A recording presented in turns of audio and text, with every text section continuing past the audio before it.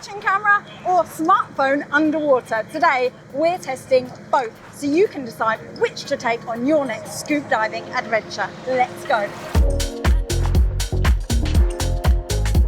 Welcome back to the Diver's Boat in Koh Tao, Thailand. We are actually testing out two brand new pieces of gear today. Firstly, we've got this brand new Divevolk Seatouch 4 housing and this brand new set of 12,000 lumen video lights made by LetonPower. They're called the Sealion L24 video lights. So we're going to be comparing our brand new smartphone rig to our usual action cam rig to get an idea of the pros and cons in actual real world use. We're almost at Southwest Pinnacle now, so it's time to kit up and let's go diving.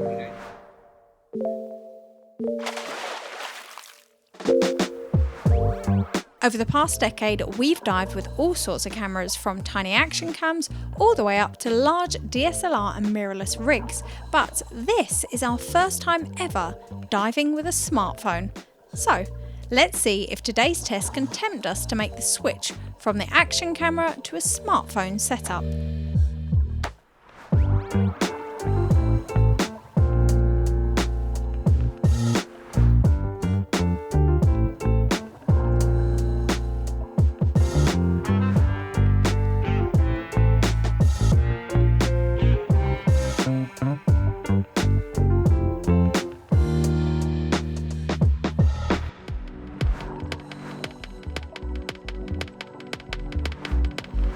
The first thing we noticed when unboxing the Divevolk system was its weight. We weren't expecting the housing to be so heavy. However, this does add to its robust feel and gives us confidence in its high build quality. The housing can accommodate most smartphone models by using adapters, so there's no need to get a new housing every time you upgrade your phone. The phone is loaded into the housing via a small hinge door on one end. It's pretty fiddly to get used to at first, but this is designed to limit leak-prone seals to the smallest area possible and minimise flooding risk. The problem with this is that if you're using a tray, you must attach the housing from the tray each time you want to remove and replace the phone from the housing. We're planning to resolve this issue by getting the L bracket adapter for vertical shooting. It'll mean that the phone can be slotted in from the top rather than from the side, alleviating the need to detach the phone from the tray every time. Something else that surprised us upon unboxing was this strange squishy feel of the touchscreen membrane. It does come with a warning to avoid swiping on the far edges of this membrane, as it can potentially cause damage to the seals. The durability of this over long-term frequent use is something we'll have to wait to find out. In terms of first impressions, we still have to lean towards the action cam for its compact size, lightweight and minimal components.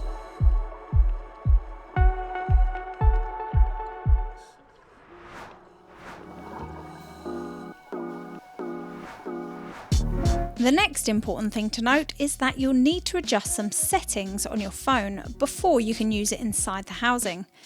Before taking it underwater, we discovered that the phone was struggling to acquire focus when shooting through the wide-angle dome. Luckily, we found an easy fix: the free Blackmagic Camera app, which is available for both iPhone and Android. This gives you full professional-grade control over your phone's camera settings, including manual focus, which you can lock in position. You'll also need to ensure that the phone can be woken up inside the housing. This can be done with third-party apps. Or you could do what we did and set it up so that the screen does not go to sleep at all. The issue with this is that in order to preserve battery, it's best to load the phone right before the dive. This is contrary to our normal workflow, as we prefer to have our cameras prepared, checked and ready long before the dive, rather than having to rush that process and risk potential errors. Divevolk also recommends that you remove any screen protectors before using the phone inside the housing to prevent screen malfunction. We ignored this instruction for our first dive since it's pretty inconvenient and it seemed to work okay on the surface. But we found out underwater that the touchscreen would occasionally not react to buttons being pressed. This resulted in missing a few shots with it on the first dive. Removing the screen protector did fix this issue, but it does of course mean that you'll have to use your phone with no screen protection for the duration of your trip. or use another form of screen protection when you're back on land if you're clumsy like us. So there are quite a few steps to get used to in order to ensure the phone works correctly once you're in the water. Missing any of them could easily result in a dive with no footage. Also, bear in mind that there's no chance of swapping out batteries on your phone, so you'll need to bring a power bank on day trips if you intend on filming 3 dives in high resolution and frame rates like we do. And if you're like us and terrible at leaving memory space on your phone, you'll definitely be eating up precious data on those dives.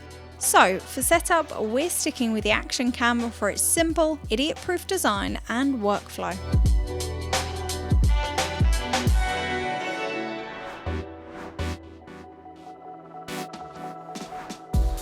Prior to the dive, due to the screen being left on inside the housing, the phone was giving us warnings of overheating.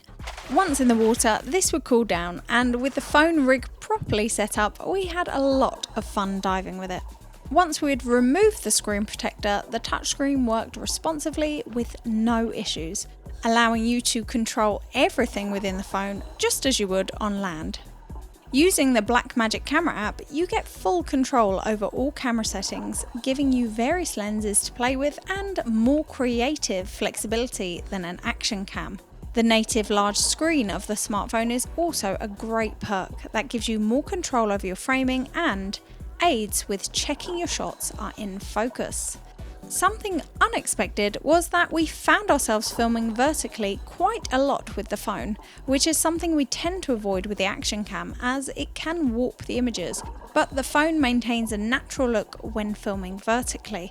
And since all of the videos are already on your phone, this could turn out to be a huge advantage when it comes to shooting vertical videos for social media. In physical use, with everything attached, the phone rig is slightly negatively buoyant. We didn't notice any weight difference underwater in comparison to the action cam rig. Getting to grips with the phone camera underwater was almost instant. But if you use the Blackmagic Camera app, it is recommended that you familiarise yourself with it before diving, as there are a lot of settings in there to navigate, which can be intimidating. When filming underwater, we almost always use high resolutions and frame rates.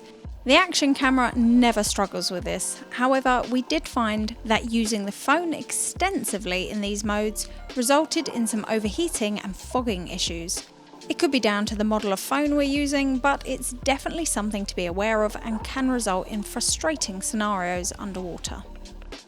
We really enjoyed using the phone rig, but due to these reliability issues, the action cam still wins for us in real-world underwater use.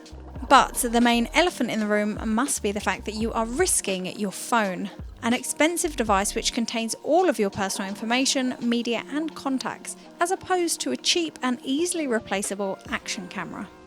Despite all of this, however, the phone rig still has some big advantages over the action camera, which may still make it the better choice for a lot of people.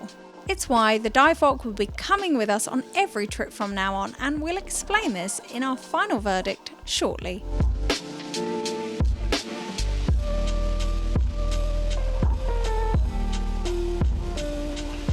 Now, when it comes to filming or photographing underwater with small sensor cameras like action cameras and smartphones, low light is your greatest enemy.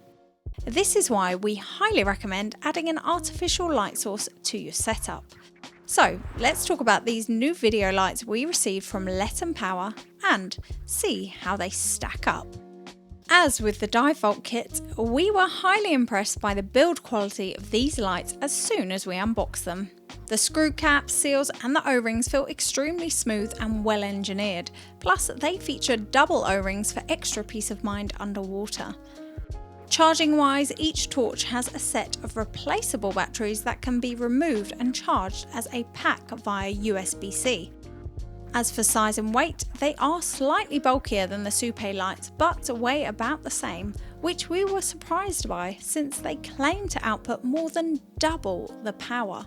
In actual use, did we notice a big difference in light output between the pair of 5000s and the pair of new 12000s? Honestly, not really. But in reviewing the footage, We feel that the LetonPower lights do have a more even coverage across the frame and do give the image a bit of extra sharpness in comparison to the Scuba lights. And for these reasons, they're going to be replacing the Scuba lights as our primary choice. But honestly, 24,000 lumens is probably a bit overkill for most people. So if you don't fancy swimming around looking like something out of a Spielberg movie, you might want to go for a lower powered light source.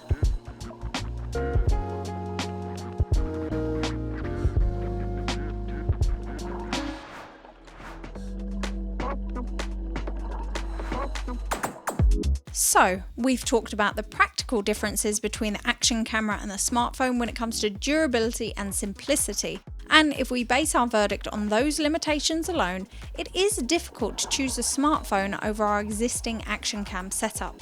However, when it comes to technology and digital workflow, the smartphone does have some very clear advantages that could make it the better choice for a lot of people. The first one? You already have a phone and you already know how to use it. If you take your phone diving and capture some great images, there is virtually zero friction between shooting, editing, and sharing those images in the same way that you do right now on dry land. Plus, it keeps all of your digital media neatly contained in one place. Contrary to a dedicated camera where you would need to transfer them via an app to your phone or via SD card to your laptop, edit them and transfer them back to the phone before sharing them. It's a messy process that many people aren't willing or don't have the time to go through, and the images often end up buried on a random SD card in a sea of unused photos and video clips. Secondly, your phone has emergency features built in. If you do end up stranded on the surface, there's a chance you can receive a phone signal, connect to the internet, or make calls. It's something that's genuinely saved lives over the past few years since this technology has been available.